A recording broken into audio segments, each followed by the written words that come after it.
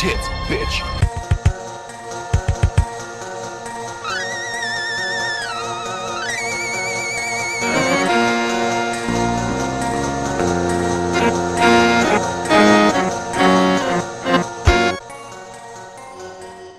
Hello, fiends and fiendettes. Welcome to episode 85 of the best horror podcast on 7voltmedia.com and the world.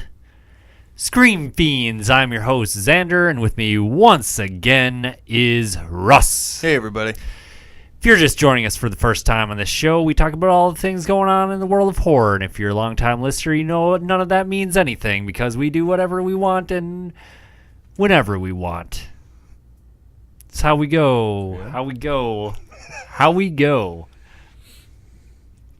on this fine program. Get at us on Twitter at Scream Fiends. Let us know what you're watching, what we should watch. Some motherfuckers are always trying to ice skate uphill. Find us on Patreon at patreon.com/screamfiends. You can donate to our lovely program if you would like, but you do not have to. All of our content is always free of charge, but we would love your support. It would mean the world to us. Subscribe on YouTube. Subscribe on iTunes. If you're watching this on YouTube, congratulations. You've won. What have they won, Russ? Nothing.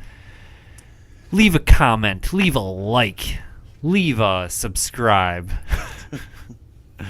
All that good stuff. iTunes, Google Play, blah, blah, blah. Yeah. New episodes every week, most weeks. Some weeks we miss an episode. But that's okay, because you have 84 other episodes to spend your time with us. You could re-listen to your favorite ones. Yeah. What is your favorite Scream Fiends episode? Mine? Yeah. Which one? That's tough. Which ones do we really have fun with? Maybe that Halloween one. Oh, where we talked ourselves into almost liking Rob Zombie's Halloween? Yeah, that was a fun one. Martyrs, I always liked Martyrs because that movie. We could do a weekly show on Martyrs and Dark Souls.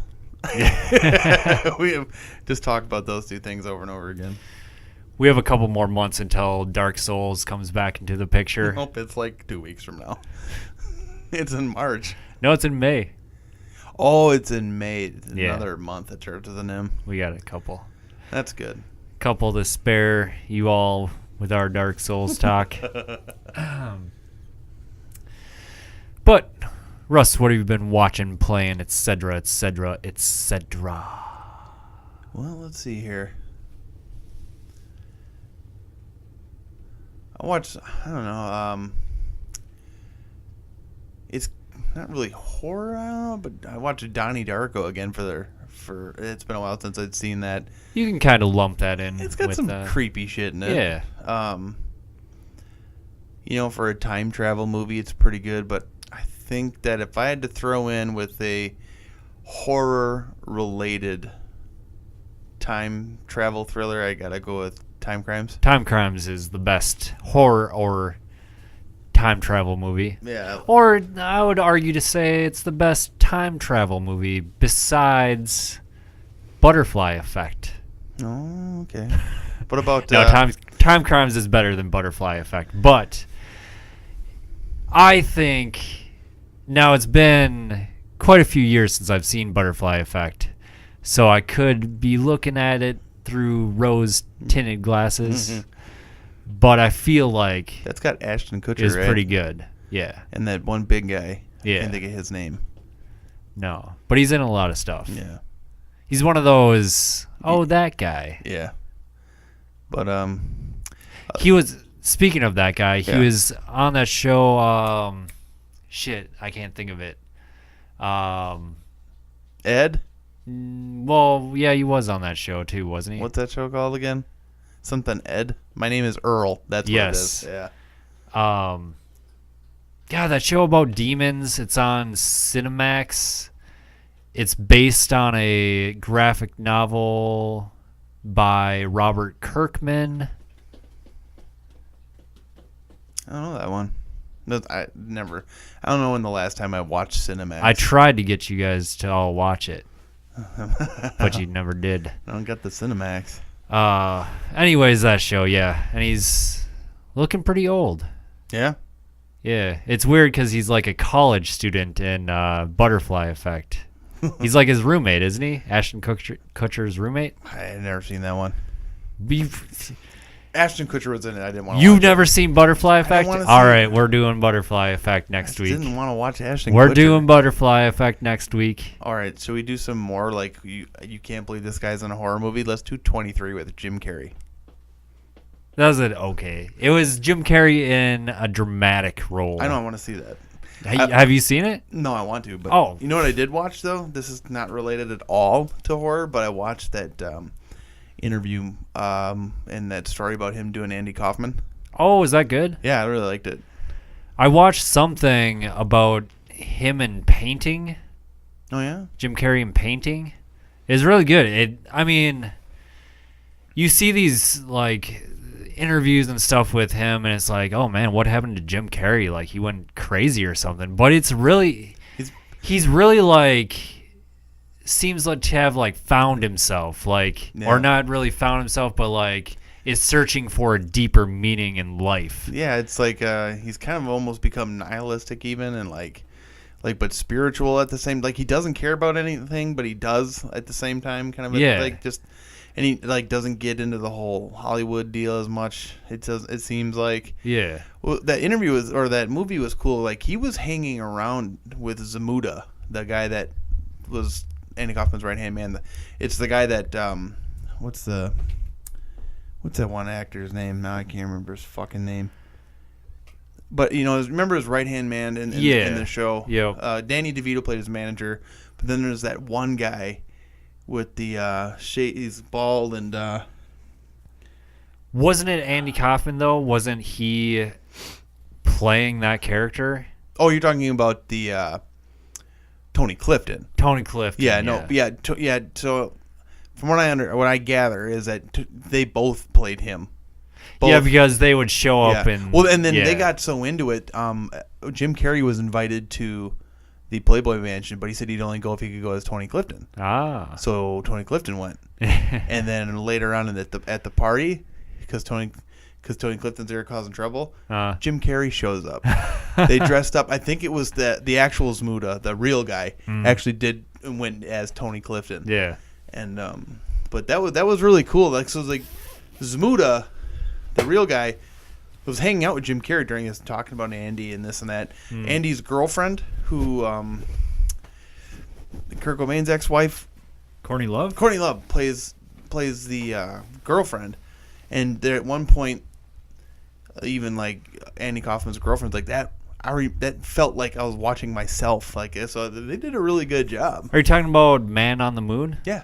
Have you seen that one? Yeah. Really like that movie, but yeah, so it was really cool. But not really horror related, but movie related. When I was sick last week, so I watched just a bunch of weird shit. Like I just watched whatever. Yeah. But otherwise, what I've been doing is playing Dead by Daylight still.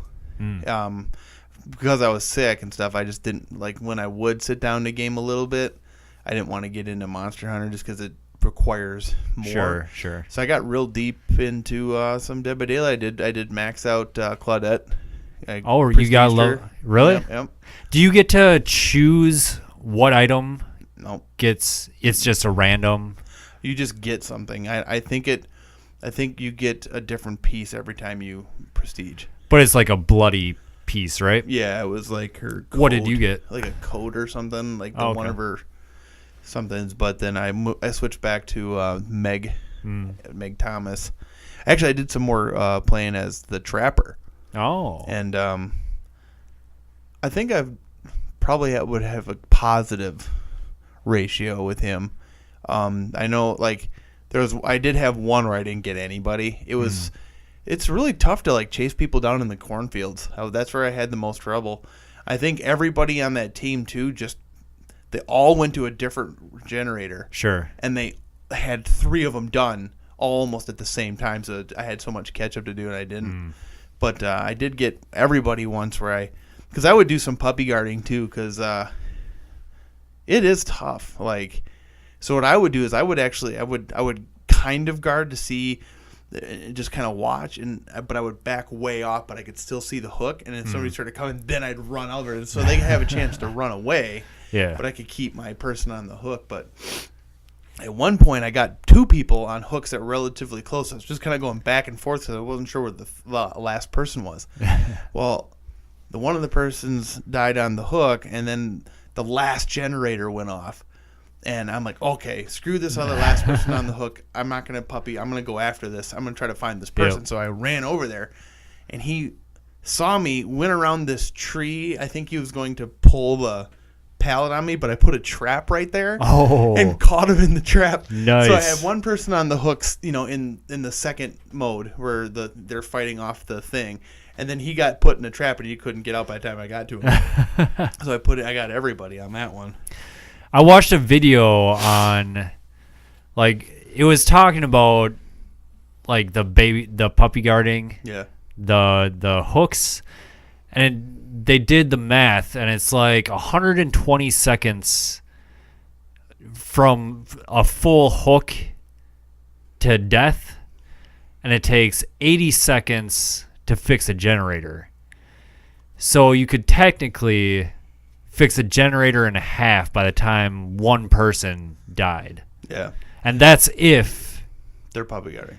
Well, and if you haven't fixed any generators before that first person gets on a hook. Technically, you could get 3 people to fix a generator before they, Yeah. And that's not bad.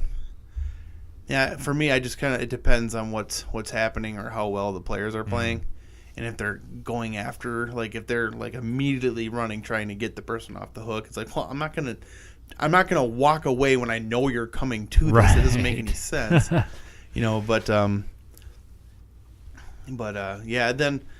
I tried playing a little bit more last night and was found by the killer within 45 seconds of the 3 matches I tried playing. I was done, quitting, done, not playing this, and I have to put it away for a little bit. I have. If I were to play as Claudette, I have things to mitigate that where I can spawn in as far away from the killer as you can possibly be spawned. Or are you talking about offerings? Mm-hmm. Yeah. Yep. Oh, I did finish the Ritual of the Dog, but I don't have David King unlocked, so I can't really do anything with it anyways. What do you mean you don't have David King unlocked? Because he's a special order or whatever. Oh, it's a free download. Oh, is it? Yeah. Oh, I didn't know that. So the night that lullaby, everything. Yeah. So I can get the bunny lady too. Yeah. Oh, the huntress. I wanted to try her out. Okay. Yeah, I think their own stuff is gonna be free. Sure. I'm not positive on that because I know what they're working on next is gonna be an original killer, an original chapter. That's cool. But yeah, that first one, Lullaby for. I can understand why they dark make you. Lullaby, dark lullaby, like the dark lullaby or something. Yeah, that I can was see free. why the other ones cost. So you got to pay for that licensing. Yeah. But those are dumb characters, anyways. I hate all of them. Make me mad. Well, because just the pig. Well, Freddy is kind of a bee too. The pig is at least the pig. Actually, you can see her though, so you have a chance to try to maneuver around the map to avoid her. So even if you can't hear her coming, if you can see her, you can try to move. But with Freddy, you can't hear him and you can't see him until the music kicks in, and at that point, he's already got you. Because you might think, okay, I'll sneak around this corner, but he that might be where he's coming from. See, I'm not sure if Freddy has to activate that sleep power or if it's just like the Doctor, where it's an area of effect. Yeah. So if Freddy is even near you, you'll automatically go to sleep. I'm not sure on that. I know, but it's annoying, whatever it is. It drives me nuts.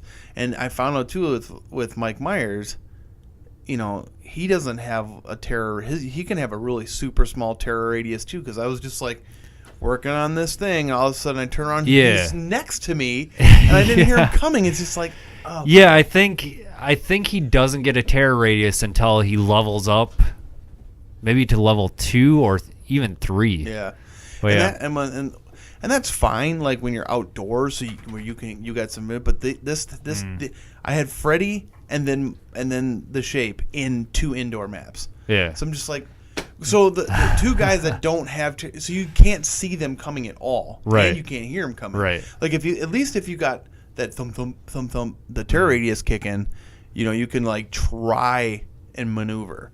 Like, okay, maybe if I, I'll sneak around here, blah blah blah. But it's just like there's no way you get away. So it's just like, fuck this. Well, and the tough thing with those indoor levels is sometimes the sound bugs. So if they're a floor above you, then you'll still get the terror radius. Yeah.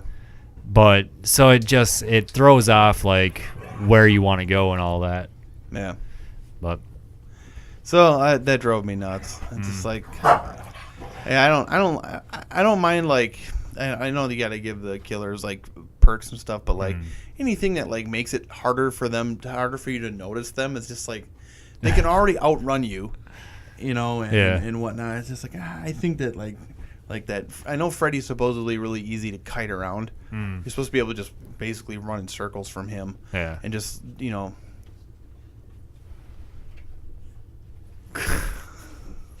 they're both just like okay, but so I don't know. It's still a good game, still fun, but might have to take a little break. Another game. It has demons and monsters in it that I started screwing around with. Hold that thought. Yeah. So speaking of the Trapper, they're coming out with a replica mask, like a real 1-to-1 ratio mask for the Trapper. Oh, cool. Yeah, it looks pretty neat. I think he's my favorite one, just because I like the traps. Yeah, it's funny to me, like when they're like trying to run and like they hit one of your traps and stuff. So it's cool that he can step in his own traps. Yeah, like if he's carrying someone. I was carrying somebody and stepped in a trap that I forgot about. It's like, oh fuck. Yeah, that's cool that they actually did that. Yeah. But otherwise, I hooked up a PS2 I have and started screwing around with Disgaea. Oh. So you the play first Disgaea. Yep. The Hour of Darkness or something, or Afternoon of Darkness, I think is what they call like the subsequent releases of that game. But I think the PS2 version's called the Hour of Darkness. I was gonna say it started on PS1, didn't it? No, 2. Really? This series started on 2? Yeah. Oh. There's also another game by that same group called La Pucelle Tactics, which is that you can actually get like a super, like level 2500 or level 3000 version of Priere from that game. So you have to.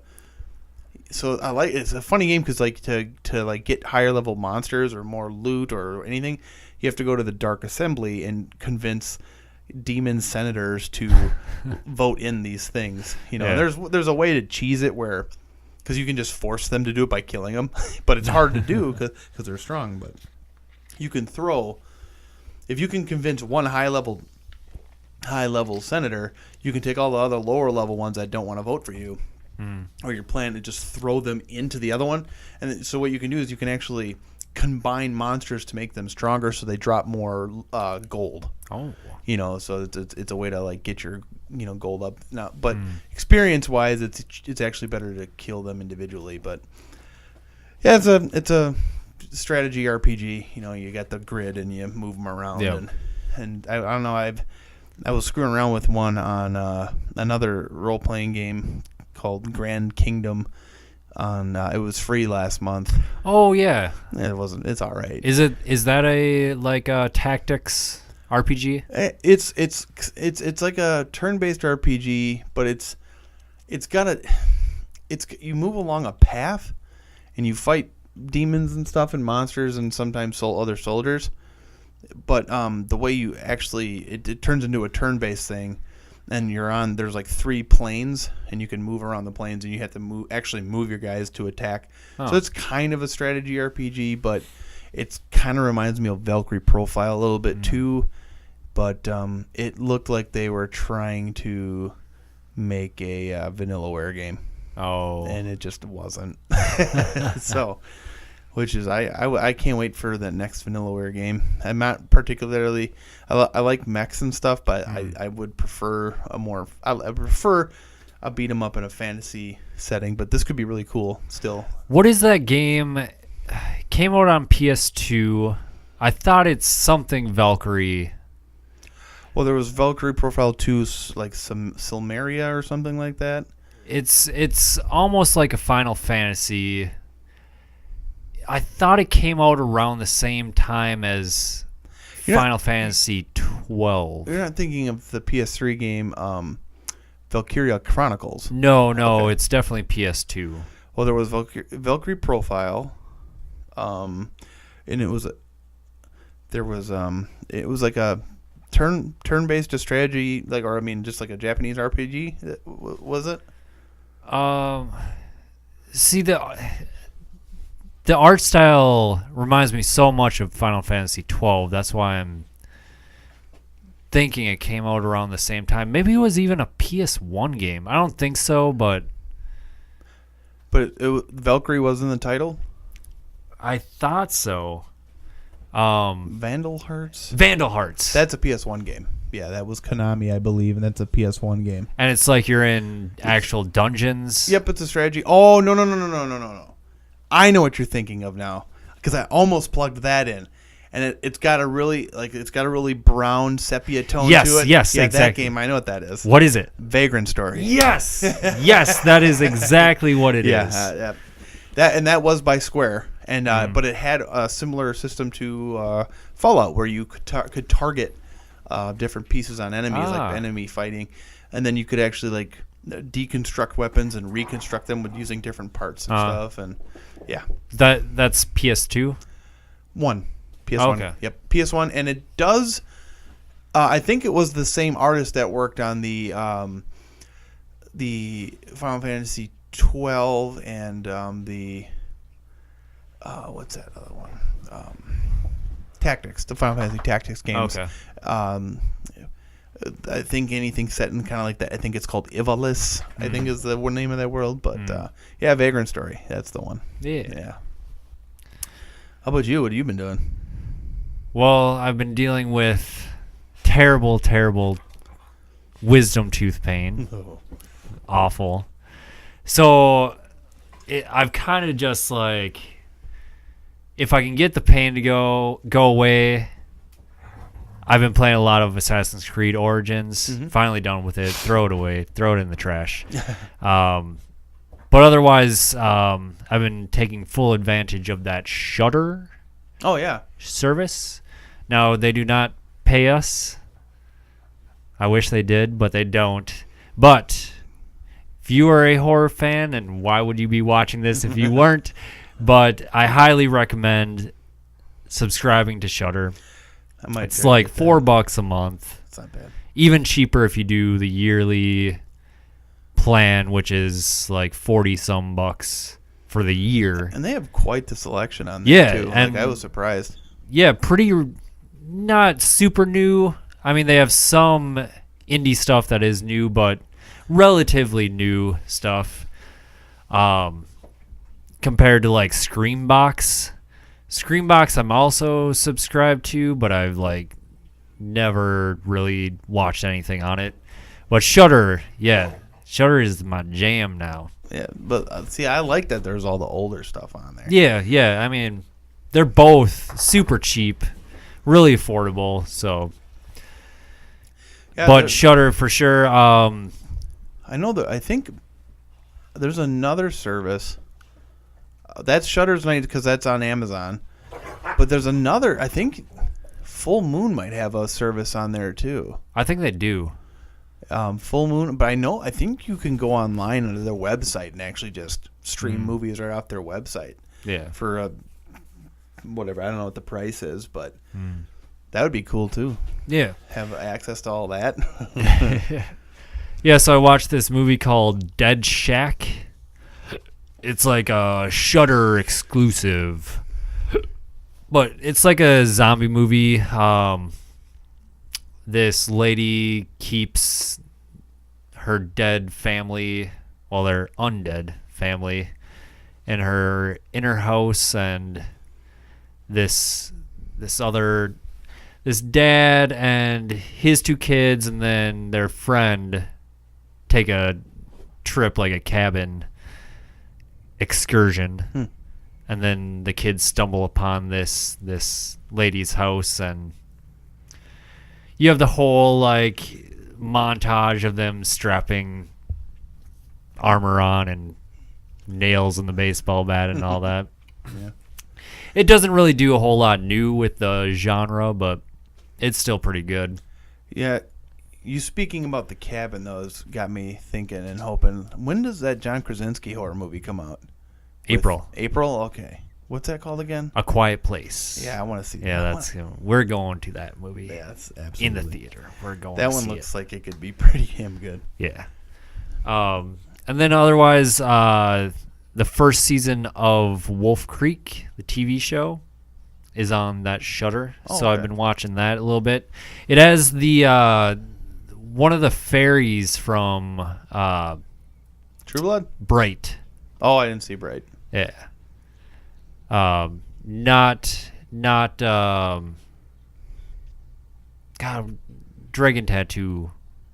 Numi Rapace. Not that one, but the other one. Oh, forgot what her name is, but yeah, she's like the main character on the Wolf Creek show. And that's it in Australia?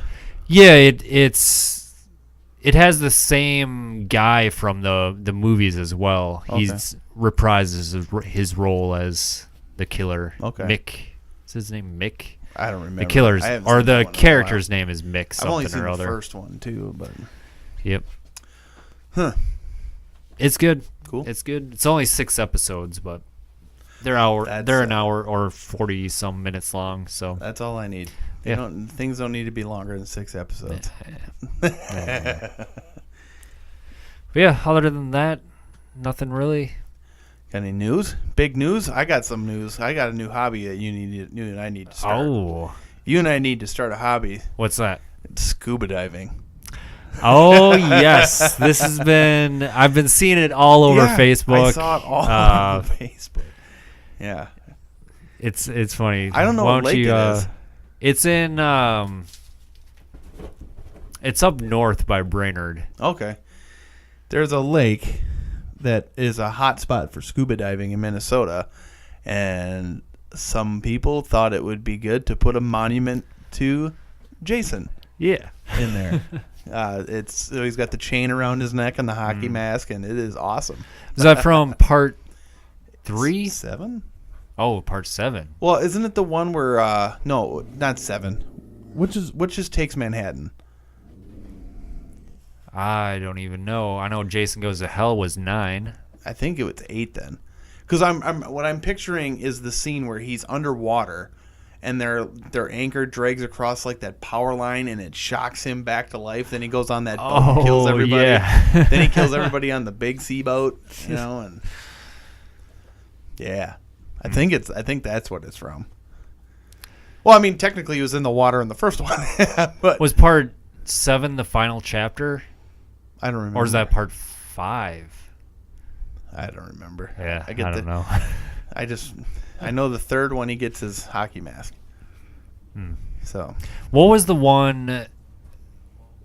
Was it called A New Beginning? Where it's not Jason, it's like a obsessed fan of Jason. I think that's it. And he like gets a mask or something, and yes, yeah. Corey when they tried to Feldman. reboot Friday the 13th. The first 2 are good. First 3. Third one's fun, but the first 2 are actually, I think, good movies. Yeah. I know they were just made to cash on the whole Halloween slasher deal, and some people, hawk it because of that, or whatever. It's so clearly such a different movie than Halloween. Like, I can see it definitely taking inspiration, but it's not nowhere near like a complete knockoff of Halloween.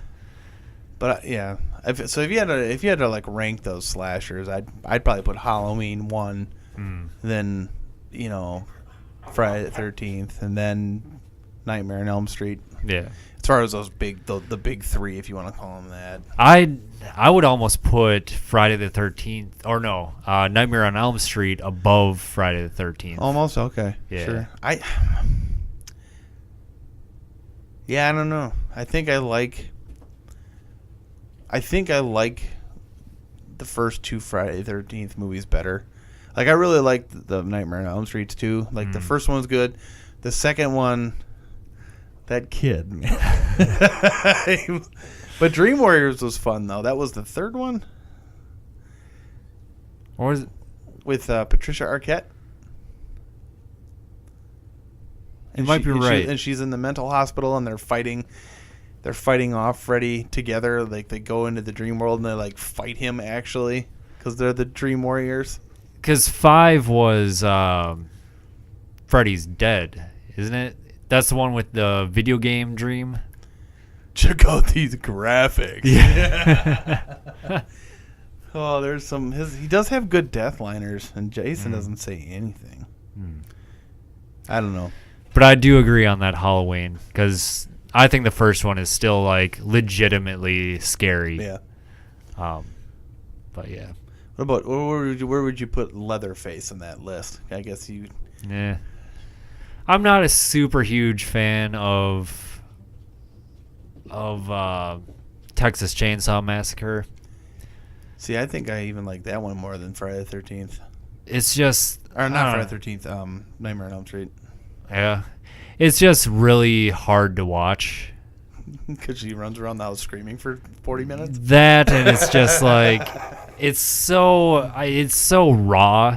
Like, I know some people like that, and that's totally fine, but to me it's just...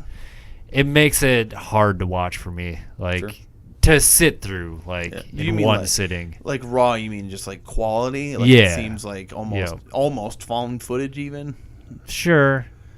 But, I mean, it's just one of those 70s movies where it doesn't exactly hold up to this day. But I could watch that movie anytime. Well, because I also... watch it with like the idea that Tobe Hooper had the idea of it being more of a dark comedy almost. Sure. Like, because like when I watched it the first time, I'm like, wow, that was really good. I got to see it in the theater because we had a friend. But then when I went back and watched it after learning that it was supposedly supposed to be humorous, which is why like the second movie is like a fucking almost it should almost have like a laugh track in it. We need to do The Next Generation at some point. Or is it New Generation? Is that the one with Matthew McConaughey and Renee Zellweger? Renee Zellweger, yes. Yeah, we should do that. Gross. I don't mind the Jessica Biel one. I didn't see the remake. I might have seen that one. It's not bad. I don't know. I like Jessica Biel too, so that might be part of it, but yeah. Jessica Biel. Isn't she in another horror movie? Probably. She was in Blade Trinity. Oh, yeah, she was. Well, what other news you got? Would you ever go scuba diving? No. Neither would I. Do I have to leave my house? Yeah, then no. See, I would honestly be more apt to go scuba diving in the ocean than a lake. I don't know. Something about lakes just freak me out. Even like dangling my legs in the water, like off a boat or off a dock. Sure. Just creeps Snapping me turtles, out. Right? That way? Snapping turtles? Something's in there. Yeah. Something's in there. Something's in every lake. You know something is in there. You just can't see it. Sometimes it gets you. Well, sometimes it don't. That part of it, the problem, like just the general terrible visibility in a lake, because in an ocean you can see all around you. Yeah. Well, pretty well. Better than a lake. Yeah. Yeah. I mean, like if you go up to like Lake Superior, though, that's like pretty crystal clear. When you get like near the shore. But yeah, I think the thing is, if you get into an area that's not being churned around too much, it'll stay pretty clear, and you can see. Because I wouldn't mind doing that. Like if I don't like to do things, but sure. I would like to scuba dive, like around like shipwrecks and stuff. See, which is why I think that with this VR technology and 3D and like 360 cameras, they need to take people on virtual tours. Like, hey, everybody, I'm Gus, and I'm gonna go scuba diving today. Here's your camera, blah blah blah. You pay $5 and you can just plug in and just look at what he's looking at.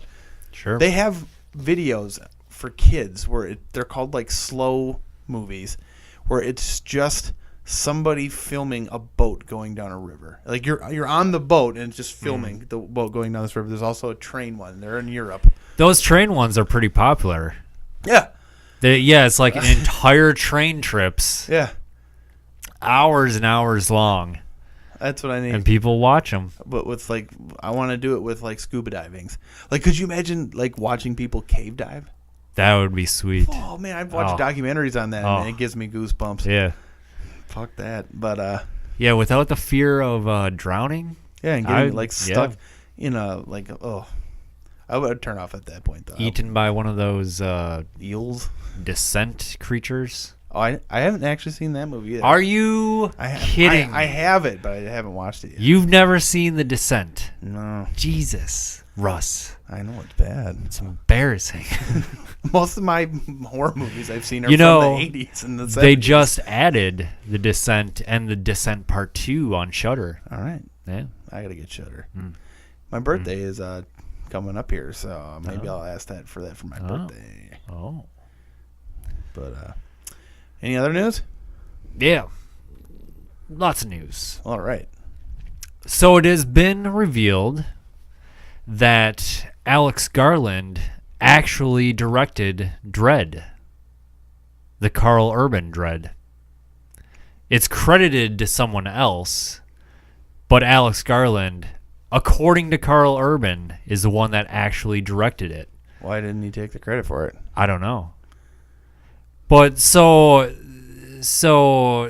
Ex Machina is supposedly his first directorial debut, like officially. Sure.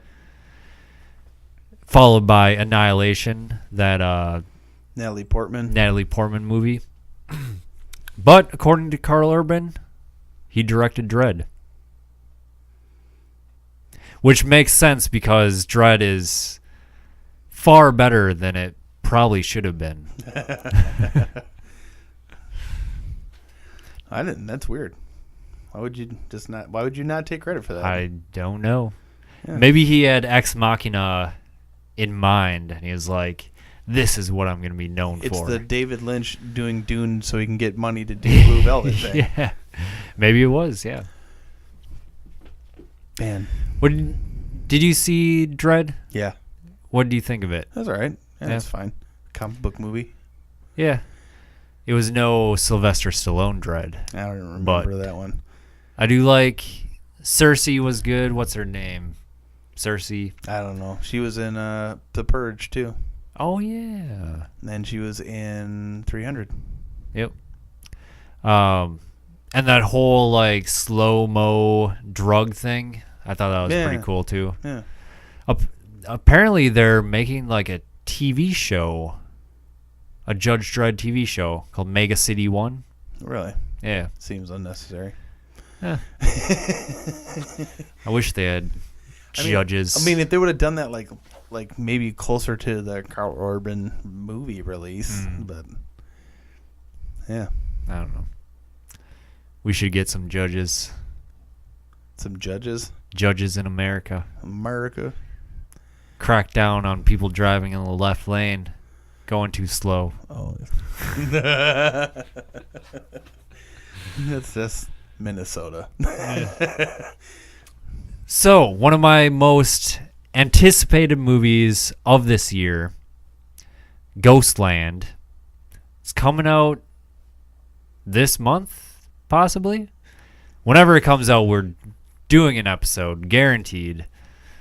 But I guess an actress in the movie is now suing because she was permanently scarred making the movie. Like I guess she had a scene where she's supposed to be pounding on like a glass door or glass window. I think it was a glass door. And the director wanted her to pound harder, put more emotion into it. Mm-hmm. And I guess she was like, are you sure this is safe? Like, whatever. And they assured her it was safe. But it wasn't. Pounded right through it. Her body went through the glass. It was real glass. Wasn't that, what do they call it? Breakaway glass? Something like that, yeah. Cut up her face. Oh, wow. Had to get like 60-some stitches. And all kinds of like facial reconstruction surgery. Oh, so she got fucked up. Yeah, she got fucked up real nice. Oh, wow. And is now suing the production company, probably. Sure. Which, I mean, it kind of seems like she might have a legitimate case. Yeah. They said, yeah, go ahead, pound on this as hard as you want. Yeah. And then she fell through it. Yeah, I would say that's pretty shut. Yeah. And, yeah, I would say that's... Yeah, give her that woman her money.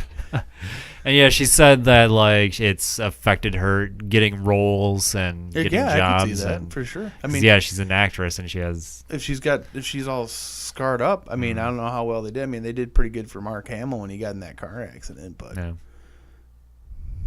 fuck. But yeah, I can't wait for that movie. If it's anything even remotely close to as good as Martyrs, it's gonna be amazing. Sure. And it looks like it could be. So we shall see later this month. Is it like coming to a theater? I don't know if it's theatrically, but it'll probably be one of those things where it's in like select theaters and on demand at the same day, type of things. They should always do that. Either way, we'll get it as soon as it's available. Because I don't want to go to theaters. Yeah. It's okay, I guess, because you get the big giant screen and stuff, but it's super loud, but it's so expensive. You know, I still am subscribed to MoviePass, and I've yet to even use it. It's been like months since I started. How much is that a month? It's only $10 a month. But didn't like AMC jump off that contract? No, too? only certain ones in some cities. Nowhere in Minnesota has it affected, but sure.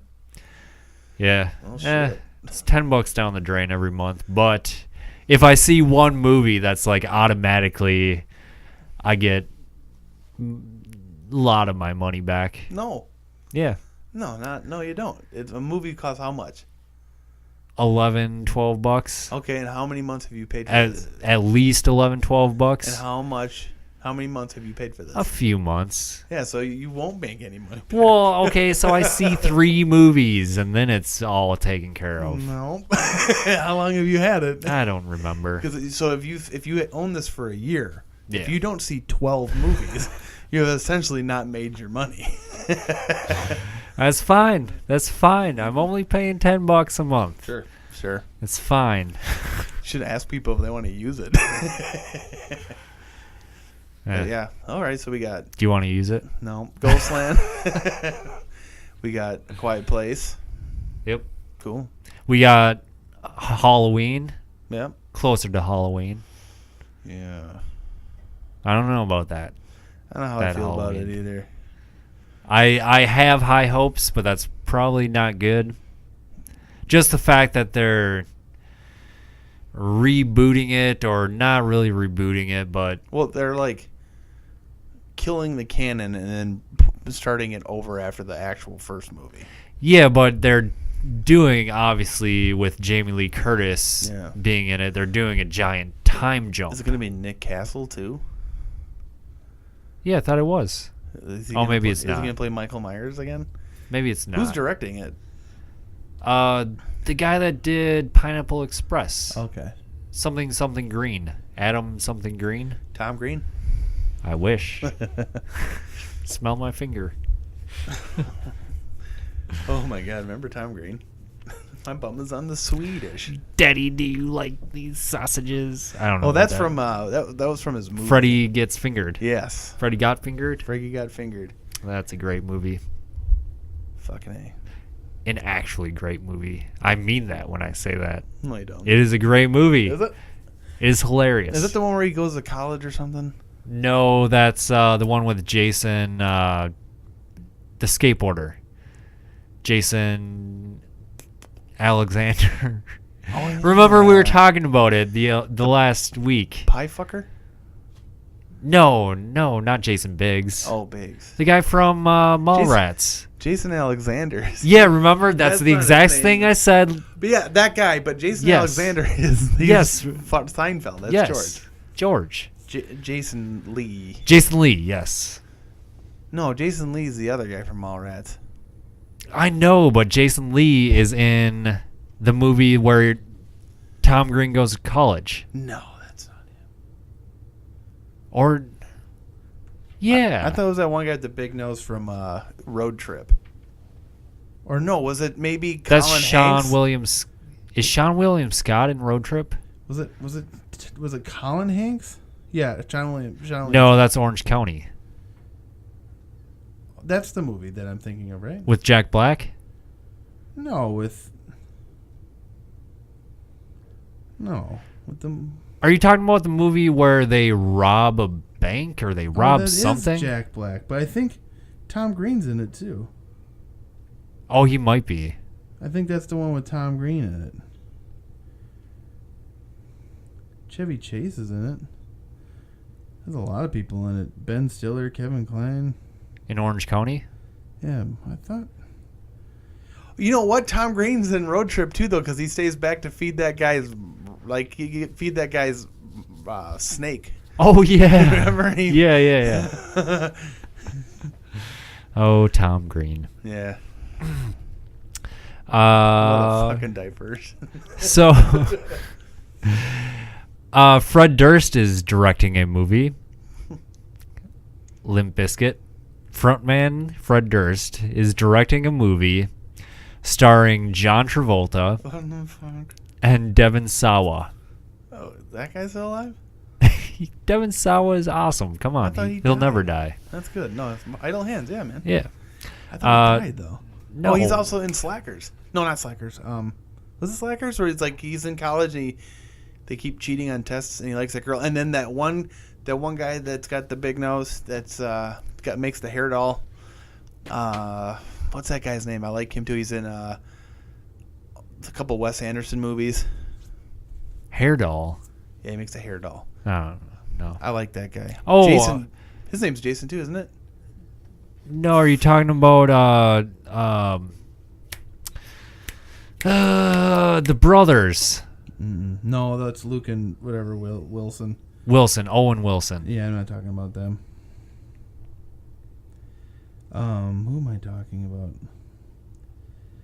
Royal Tenenbaums. Well, John Travolta is going to be playing a crazy stalker fan of celebrity action. Jason Schwartzman, sorry.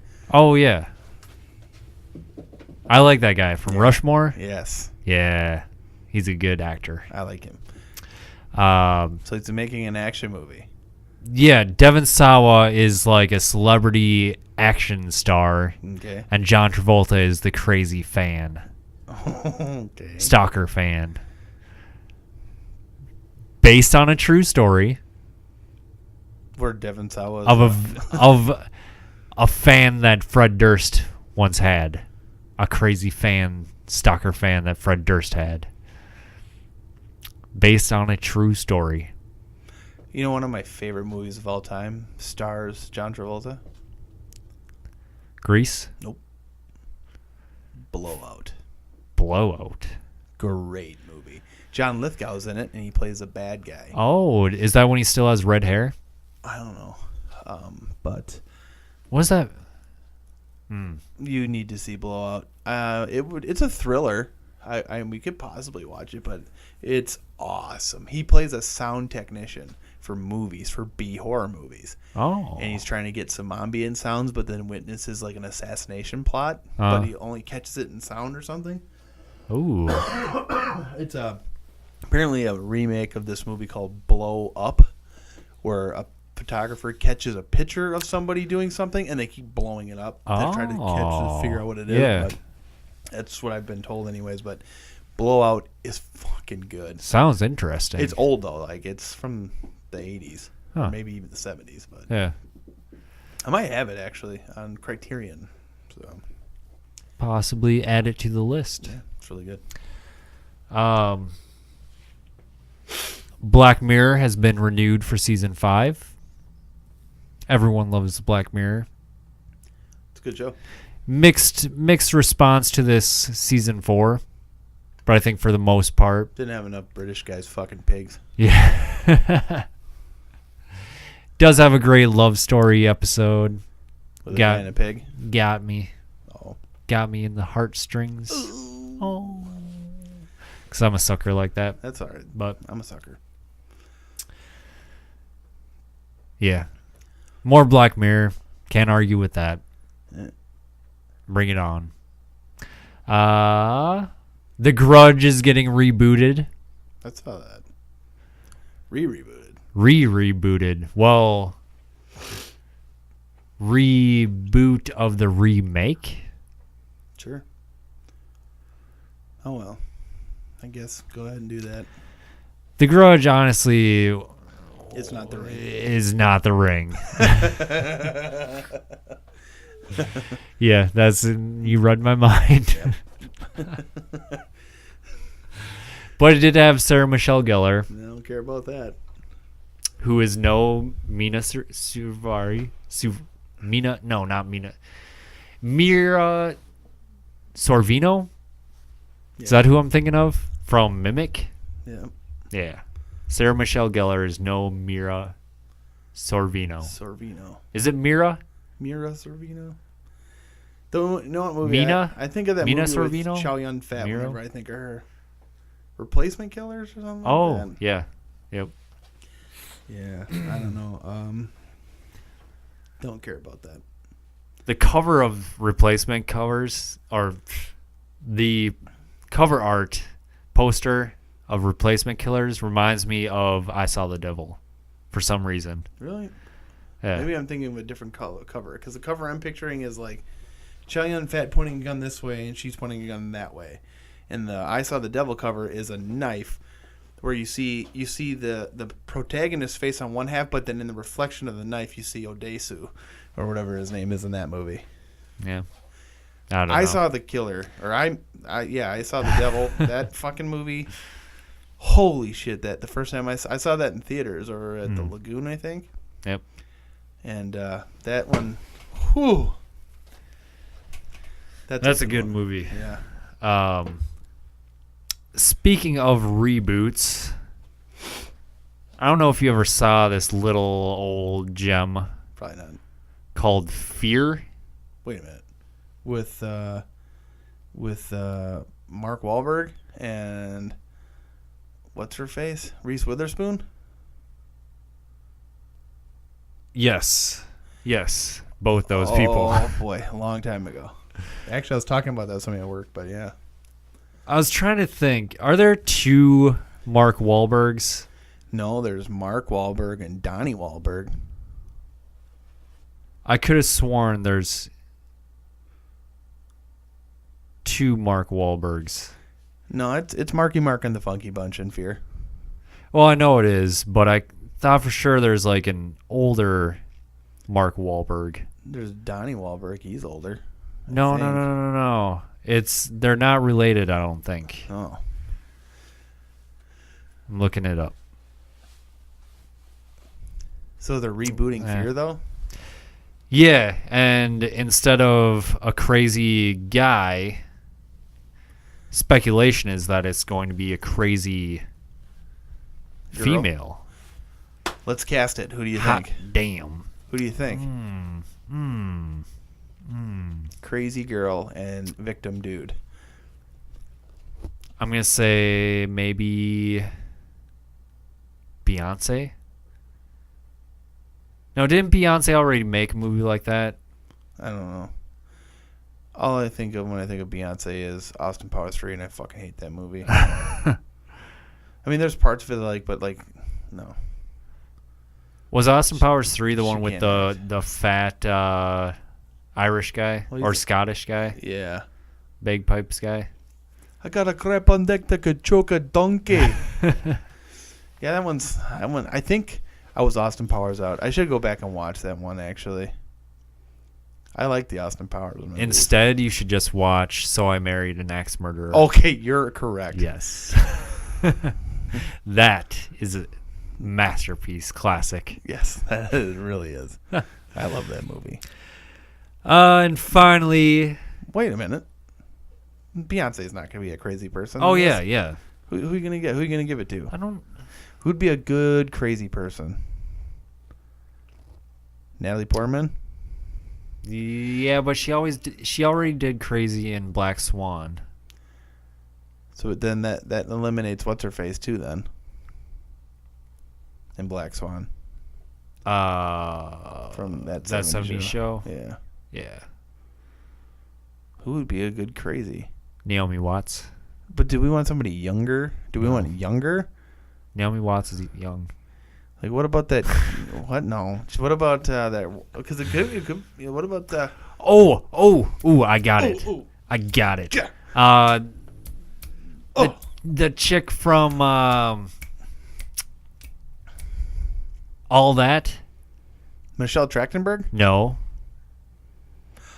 Oh, the one from here, from Minnesota, who voiced Tifa in the Final Fantasy Advent Children movie. What is her name? She's also in a movie called 1114. She's in All That. Yep. Or She's All That's the movie, right? She's All That with Freddie Prinze Jr. No. Oh. The Nickelodeon show. Yeah. All That. Michelle Trachtenberg. No. Oh.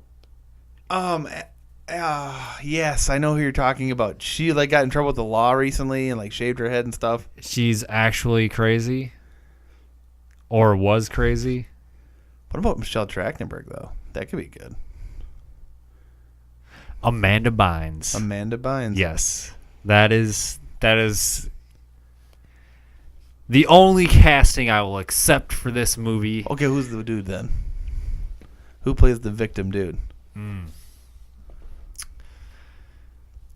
Who's Ben Affleck's brother? Casey Affleck? Casey Affleck. I would be into that. Yeah. Amanda Bynes, Casey Affleck. Yeah. Okay, all right. You're welcome, casting department for the Fear I don't know remake. How I feel about Amanda Bynes. Oh, come on. I don't know. It would be her comeback movie. Sure. What about Lindsay Lohan then? She already had her chance with that crazy, stupid Canyon something. Yeah, I don't know. What about Weaving? Samara Weaving? Oh. She played that evil woman in that one thing, or maybe Teresa Palmer, or every Australian actress I could just list off real quick. Numi Rapace would be good. Yeah, okay, you know what? Why don't we just bring back the Menace cast? Why don't you have it be Samara Weaving and the guy that played Glenn? I can't think of his name. In Walking Dead. Oh, yeah. Yeah, those two. Got it. I like it. And finally, I'm still sticking with Casey Affleck and Amanda Bynes. I'm okay with that, too. If that doesn't happen, this movie is dead to me. I could see Michelle Trachtenberg, too, though. Amanda Bynes. I know, but... Come on. Britney Spears. If they cast Amanda Bynes and Casey Affleck, give us all your money. Yeah. Give us all of that. Yeah. Because we need to learn how to scuba dive. This came from these brilliant minds. Come on. Finally, it's been a long time coming. Yes. The Crow. Oh, you're talking about that. Okay. The Crow reboot.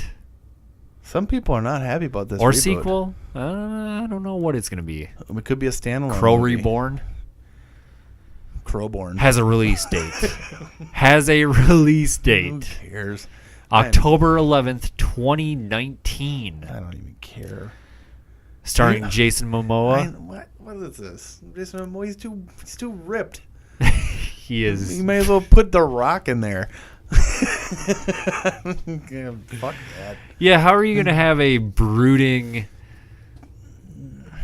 Eric Draven be this ripped out frickin' I know, it's like beautiful man of Jason Momoa? Yeah, there was. It's so sad. I'm so beautiful and ripped. I mean, maybe he'll go all Christian Bale like in The Machinist and lose a ton of weight. And, that would be something. You know, but that would be something. No, I don't like this. That would never happen. There's a charm that the 90s had with that kind of shit that is The just black leather. It's going to be so stupid right now. I mean, are there even goth kids anymore? I don't think so. I don't even know. I mean, I'm old now, so I don't fucking know. But like, it's probably not. I mean, that whole scene just seems gone. It's probably not called goth anymore. I have no idea. But that whole scene seems to be gone. Like, yeah. I don't see like tight leather anything and spikes and chokers and nothing like that anymore. Face paint. No. Yeah. Nope. I don't know what they're gonna do with this movie. They shouldn't do it. I mean, you've got the like Norwegian death metal. Okay, fine. Set it in Norway. But otherwise, no. Have there be like a speed skating chase scene.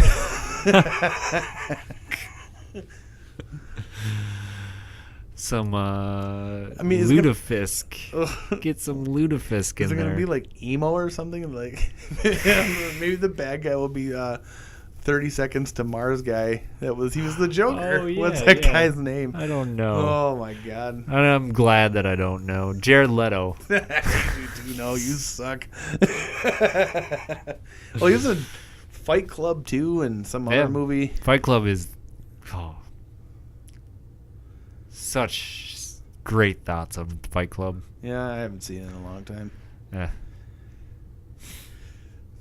I like that Eddie Norton. Eddie Norton.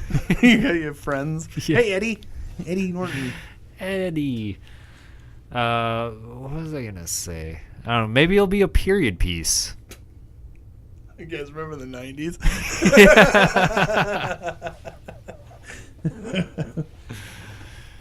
Remember Brandon Lee? Yeah, so maybe it'll be like he'll be like in his room with like pogs.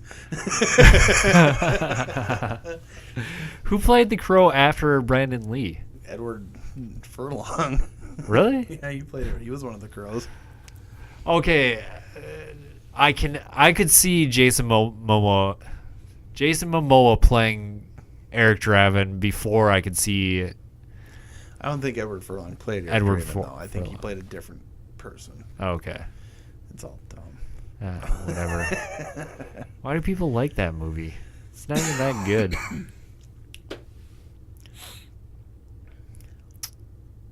Fuck. Shape of Water won Best Picture, Best Director, Best something or other. Cinematography or something. Maybe, yeah. Special effects. So congratulations, Guillermo del Toro. It was a fantastic movie. I 100% agree on every award that it gets. Not often do I agree with Best Picture, but... Well, it's kind of cool that like a monster movie got it. Yeah. Like, it's not necessarily straight up horror, but it's close enough where it's like, finally, a horror movie wins a major award. Yeah. I know Jordan Peele won for Best Writer for Get Out. Best Original Screenplay was that he got? Oh, yeah, that's what it was. Good for him. I like Jordan Peele. Yeah, and Get Out was, I wouldn't say, I think it gets more love than it probably deserves. It was a good movie, but it wasn't like a great movie. I haven't seen Get Out or The Shape of Water yet, and I'm embarrassed, but I would see Shape of Water before Get Out. I'll see them both eventually. Yeah. Whichever one's the cheapest or free, that's what I'll see first. I think Get Out's on HBO. I think you're right. Pretty sure it's on HBO. I have that. Yeah. Should check that out. Yeah. That's all the news I got. Cool. So, hey, we watched the movie. There's been all this talk of Black Panther is the best Marvel movie ever made. No. The best Marvel movie ever made was made 20 years ago. 20 years ago. And that is this episode's movie of the week. 1998's Blade. Some motherfuckers are always trying to ice skate uphill. Such a good movie. Not only the best Marvel movie, the best comic book movie ever made. Yep. As voted by yours truly and the 7-Volt media crew. Even though like 17 more Marvel movies have come out since that episode where we did that. I wasn't a part of that one, but since that episode came out, yeah, it would probably still win best top movie. Well, don't give any spoilers away. It's the best movie. I already spoiled it, I guess. This movie starring Wesley Snipes as the titular Blade, Stephen Dorff as Deacon Frost, Chris Christopherson as Whistler, Nabush.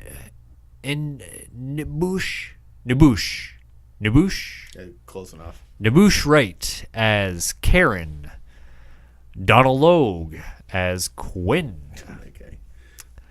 That guy. He's another one of those that guys. Yeah. You've seen him. You might not know the name, but you've seen him. He's on Gotham.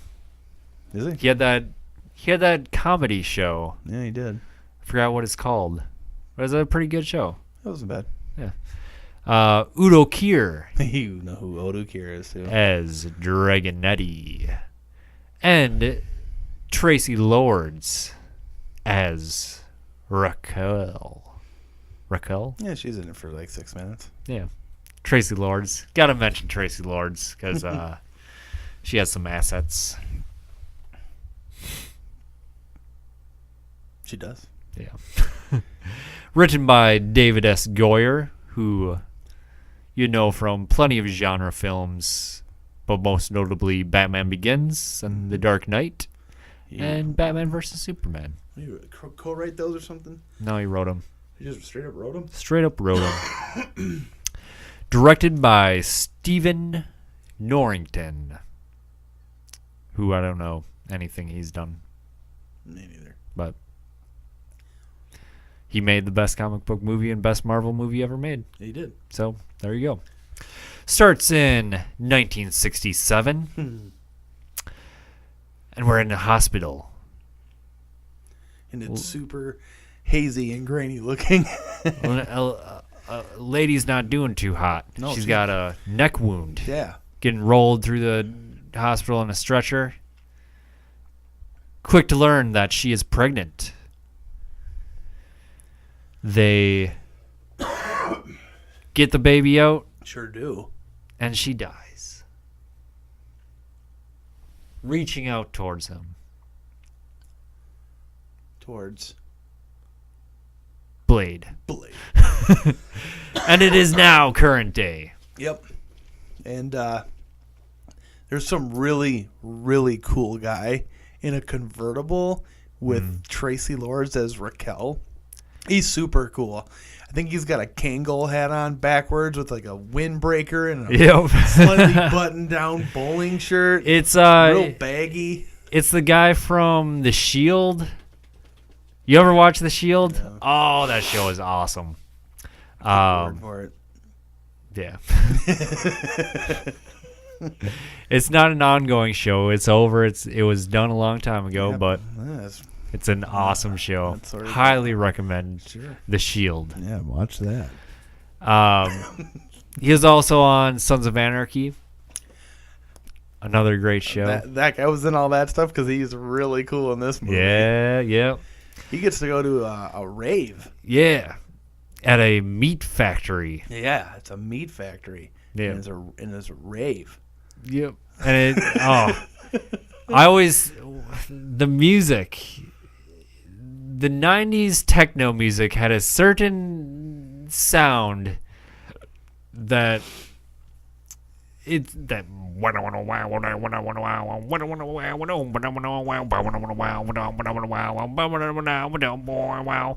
was something to 90s techno. yeah. Always reminiscent of the Mortal Kombat soundtrack. Oh, that's such a great soundtrack. It's wicked.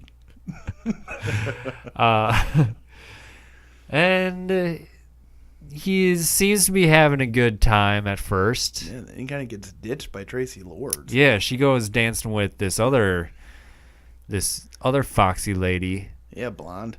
Yeah, and he tries dancing with them as well, but they shove him off. Yeah, and then he gets shoved again by Steven Dorff as Deacon Frost. Yeah, slow-mo walk by. Yeah, it was kind of cool. And then he notices, like, the sprinkler system is starting to leak. What is it? Something's dripping on me? It's like, Let me put this liquid that dripped from the ceiling in my mouth. Yeah, it tastes like blood. What if I wipe it on my face right here?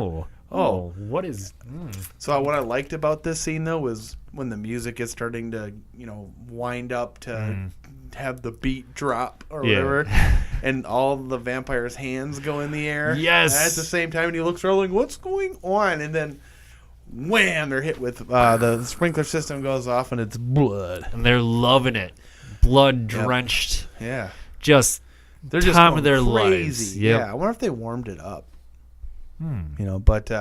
But he doesn't like it. No. And he's screaming, and they're hissing at him and doing monster faces. Yep, you then learn that this is no normal rave. This is a vampire rave. Yeah, it's called the Bloodbath Oh. rave, because that thing behind the DJ says Bloodbath.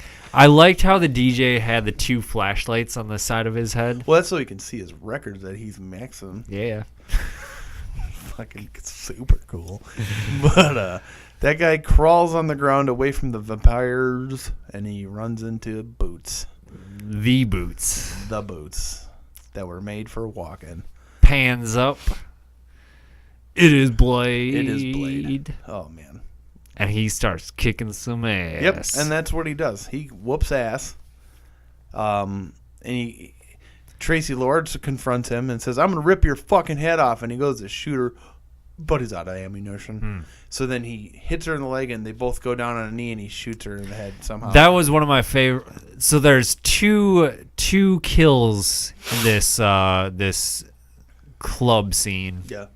One of them is he kicks her in the vagina, and then as she goes down and like hisses at him, and he has a shotgun up to her throat and blows her head off. Yeah.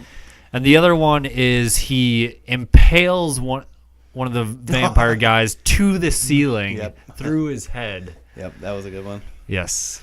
But we also get where he throws his boomerang ninja star, and it kills those three guys, and comes back, and he does that like smile thing. Yeah. Oh man. So Donald Logue's character, Quinn, he's like one of Deacon Frost's like main lieutenants. Yeah, something like that. And he's like kind of the main vampires at this club. Yeah, he's trying to get, so he orchestrates a couple guys to go beat up Blade, and Blade's like, no. Yeah. He handles them real easy, like. And then I like what he does to Mr. what's his name? Quinn. He shoots him in the shoulder, and he goes flying across the room and gets impaled into the wall. This is when he does it, because then he aims and he shoots the other spike and pins his other arm to the wall, and then he goes. He does this. He's so happy that he did it.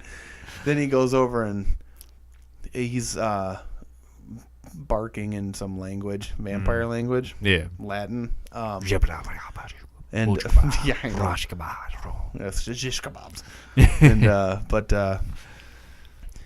then he says something about I'm going to try fire this time and lights him on fire. Yeah. Then he just leaves him there, and he leaves the other guy there, and police come. The police come, and he's gone, and they take Quinn to the hospital. Yeah, he's a charred, crispy thing. There we meet Curtis first. And they're at the morgue. Yeah, and they're checking out the body. Then Curtis talks to his ex. Yes, Karen. And we meet Karen. And Karen's like, I don't like you anymore. And he's like, but I just need you to look at this body. Yep, she's a hematologist. Yeah, blood doctor. So she goes to check it out, and they're cutting into him. And she's like, oh, his teeth are weird. He's got weird muscle structure by his canines. And he comes back to life. Jumps up, bites her, and... Bites him first. Bites him. Then bites her. Yep. And then Blade's like, I've come to finish you off. And then he fights him, cuts his hand off. He jumps out a window. And then we get one of the best fucks in the movie ever. And when the cops come in and start shooting at Blade, he's like, "Are you fucking crazy? Or something? Are you crazy motherfucker?" Or something. But then he goes and shoots at the guy, and he gets away. But he is about to leave Karen there, but decides that it reminds him of his mom too much. Yeah. So he takes her back to Whistler. Tosses her out the window across the street onto another rooftop. Yep, and then he jumps across. Yep. Then they get away in his Dodge Charger. Yep, and they go to their hideout. Yep, Whistler gives her some shit to hopefully stave off the vampire infection. And it's garlic basically.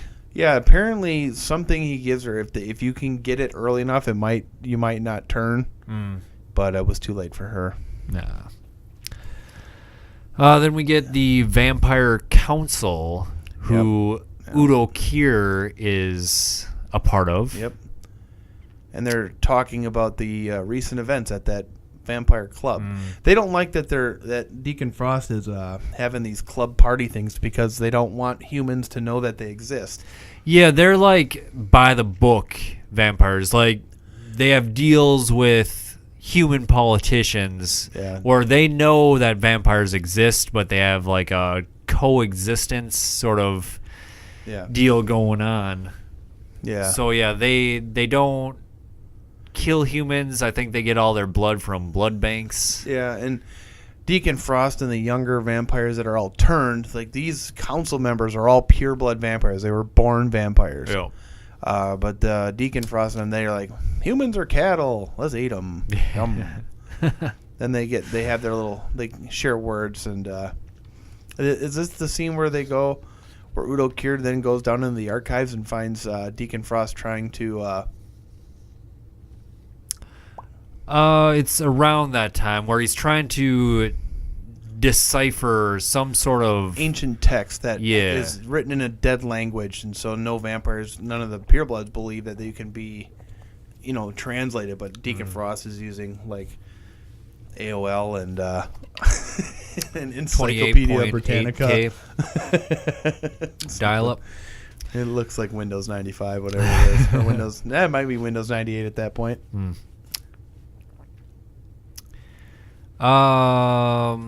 Then we learn that Blade has to inject himself with a serum. Yeah, to stave off the thirst for blood. Yeah, to kind of stay relatively human. Yeah, so he goes to a guy that makes it for him. And he's like, "You're a week early." He goes, "Yeah," because apparently he's developing a resistance to it. He's having trouble with it now. He needs a better cure. So they go back, and Whistler's got to give him a big whole bunch of it, and she tries to get away, and she tries to sneak off at that point, and Whistler catches her.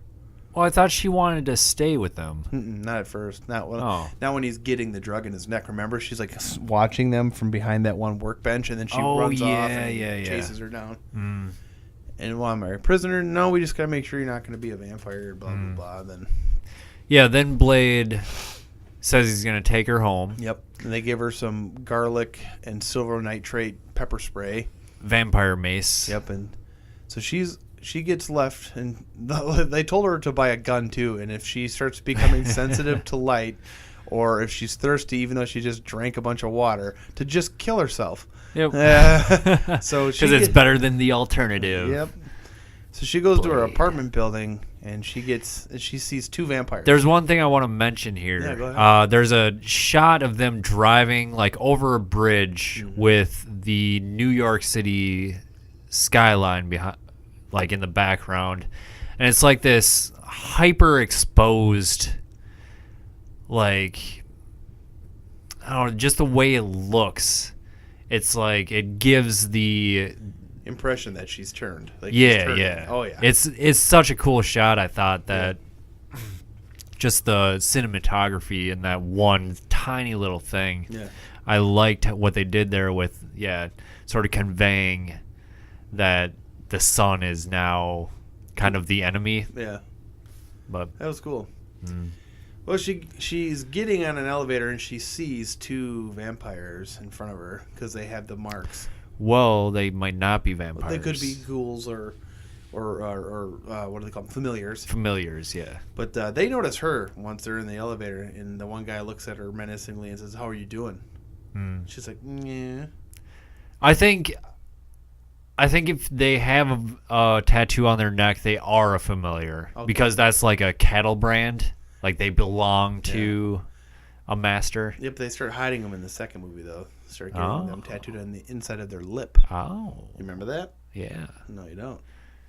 Directed by Guillermo del Toro. Oh, we're going to watch it next week. Shush.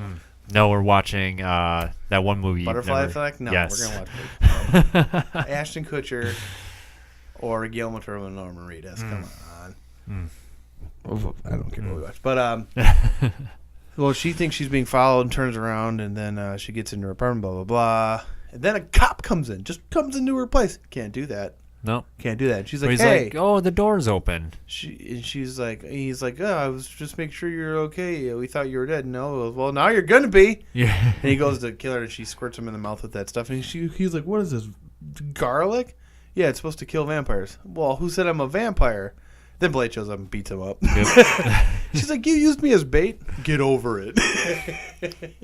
And they find that he has like a blood cooler in the trunk of his car. So they're like, where's this thing? Yeah, he's a runner. He's a blood runner from Deacon Frost. And he won't tell him anything, but he gets away. Or they let him go. They let him go. Then they stake him out. Yeah. Then when he comes back to his car, he follows him back to Deacon's place, and then that's where he goes in. Or no, follows him to Deacon's place, and Deacon just kills the cop, and he doesn't really. I think they go back to the hideout actually. Whistler gives him that new. No. The place that they go to isn't it the blood bank? And then he shows them the secret door that's in the refrigerator. Oh, yes. Is that where they meet Pearl? Yes, but it's like a club, like a Japanese club, and they got the baby rap going on. Schoolgirls rapping. I feel like but they had to get that flashlight before that, right? Because Whistler gives it to them at some point. Yeah. Well, they go down there and they meet Pearl, and Pearl pretty much spills the beans on everything about. Well, yeah, because they've completed the translation. Yeah. And that's where you see that Blade's mom is still alive. Mm-hmm. And she's now a vampire. Well, you don't know it's her. I mean, we know because we've seen the movie a million times. Yeah. But you don't have any idea it's her at that point. But you meet Pearl, though, who is a rotund being that Jabba the Hutt type. Yeah, that like maintains the archives. Well, they cook it with a UV light. Yeah. And that was pretty good makeup. And then because like Karen leaves the light on because he goes away for a second, comes back, and like she's pretty much cooked it to death. Yeah. And Blade looks at her like, what the hell? He goes, she moved. Yeah, because Blade's when he was walking around, he was like, if she moves, Fryer, or whatever. Then they end up fighting Deacon, or not Deacon again. They fight Quinn again. Yeah, they find like that room with all the pages of the vampire Bible. Yeah, or whatever it is. And they're fighting. Yeah, they're fighting and stuff, and they actually get the upper hand on Blade, and they got him like up against this wall, and he's like, "Oh, I'm gonna chop your hand off," but then the one guy has his sword, and these blades come out and chop his hand off, and he's like, "I'm expecting company," and then he turns and he's laughing, and he's got a earbud in, and then there's a big explosion, and Whistler comes through, and they get away. Whistler sneaks through like a sewer system, but Karen and Blade go the other direction, and he fights Quinn a little bit. Yeah, it's like a train, like a subway tunnel. Yeah. And a train is passing by. He holds his head against the train as it's going by. Yeah. But she falls and almost dies, and then they get away by him holding her and grabbing onto the speeding train as it's flying. Which would definitely break both their necks, or at least her neck. Well, I mean, he did have dislocated his arm. Yeah. Then he gives himself some serum, and they go back to Whistler. No, they're not going back there yet. Because isn't Deacon? No. I don't remember exactly what happens now. Okay, so I wrote this down, but now I can't remember when this was said. He goes, "Oh yeah, when Whistler bursts through, he's like, catch you fuckers at a bad time." That's such a good line. Yes. Yep. Then we get like a bunch of exposition and brooding Blade. You get the whole story about his mom and... Yep. Yeah, so Whistler tells her the whole thing. Yeah. Then for some reason, Blade's outside. Right? Is this where he meets Deacon Frost outside? Yeah, and Deacon has the... Little girl. And he's like, kind of got her hostage, but he's like, he's outside. He goes, and Blade's like, sunblock. And he goes, this is just the beginning. And whatever. Oh, no, wait a minute. Before the sunblock part, the rebel Dragonetti. Yeah, they get Dragonetti, and they drag him out to a beach. Yep. Show him a good time, except for it's not a good time because the sun's out. Yeah, sunrise. And he's cooking. Good morning, But Dragonetti. There's more just bitching about the future for vampires than they rip Dragonetti's teeth out and let him cook. Yeah, and he it's one of those Raiders of the Lost Ark. Like he basically melts and then explodes. Yeah, it was pretty cool. Pretty gruesome, but then he meets Deacon outside, yes, and Deacon's got sunscreen on, and I thought that was on a rooftop for some reason. No, it's just outside, in a park. And then, so basically, they're going back and forth about Deacon's trying to recruit him because he needs him for this ritual, but that's not what he tells him. Yeah, but Deacon, I think even before that, Karen helps develop. They call it EDTA. Yeah. It's some kind of coagulant, and the way it reacts with vampire blood is by making them explode. Yeah. So, he gets some of that, but basically, he doesn't care about the little girl, and he throws the girl through a bus stop. Yeah. And then he shoots at him, and he gets away. Then he saves the girl, and I don't know where he goes, but I think this is where, because Deacon's like, I know everything about you. I know about Whistler and blah, blah. So then Whistler and Karen are at the shop, and Deacon goes there with all of his guys, and they fuck up Whistler and take her to try to get Blade out of hiding or whatever he's doing. So Blade comes back and finds Whistler. they bit him. Yeah. He's bleeding real bad, and he tells him, he can't go there. It's a trap. Blah blah blah. Yeah. And you get this scene where like Blade won't even look at Whistler, but he's like cleaning him up, but he like won't look in his eyes really because he knows that this is it for him. Yeah. And so Whistler's like, "Give me your gun." He was like, "No." "Give me your gun, you stupid son of a bitch." And then he gives him the gun. "Now walk away. Walk the fuck away." And then he shoots himself. So. Yep. But yeah, so then Blade goes off on a rampage. Yep, does some ass whooping. But yeah, that's basically the majority of the rest of the movie. He gets caught. Yeah, he gets caught. Because he runs into his mother. Yeah, he gets into the room, finds his mother, and she's like, "What the heck?" And then they zap him with electricity, and he passes out. They stick him in this contraption that cuts his wrists, so he bleeds all over the place. And there's that weird scene when he's strapped in the thing with his mom, and it's like weirdly sexual. Yeah. But I suppose she's like trying to say that she's not his mom anymore. Like she died a long time ago, and now she's just this thing. But it's still a little bit weird because it is his mom. Yeah, and she's being like a little bit like sensual. Yeah. It's just a little bit weird, but it's fine. It's fine. But then they position the elders. Blood falls on the elders' heads. They all turn into skeleton ghosts. The CG here was a little skeleton ghost gargoyles pop out of their mouths. Just a quick aside on the CG in this movie. There's some good makeup effects. Yeah. And then there's some terrible fucking CG. Yeah. But I give it a pass because I want to.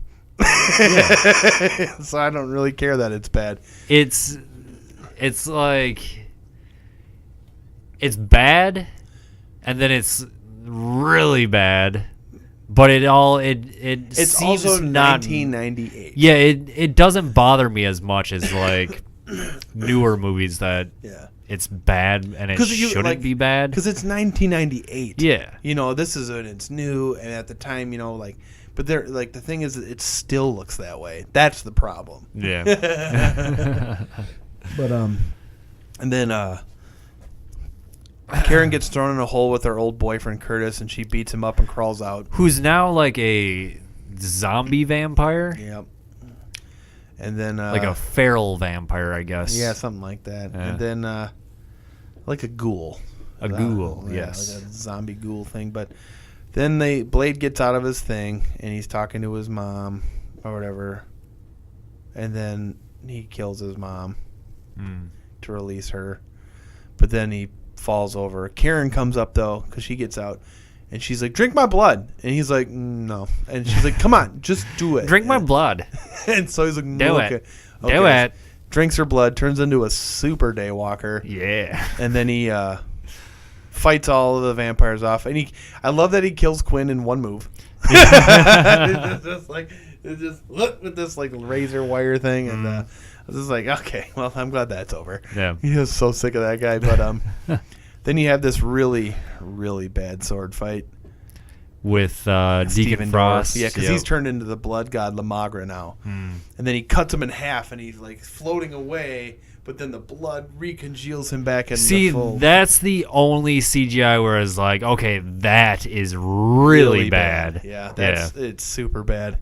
But still forgivable because it's Blade. But something happened earlier where the EDTA stuff got thrown. Well, he grabs the EDTA and ninja stars it all over him. Then he takes his last one and kicks into his head. And I think right before fight or whatever, that's where you get the motherfuckers always trying to ice skate. Some motherfuckers are always trying to ice skate uphill.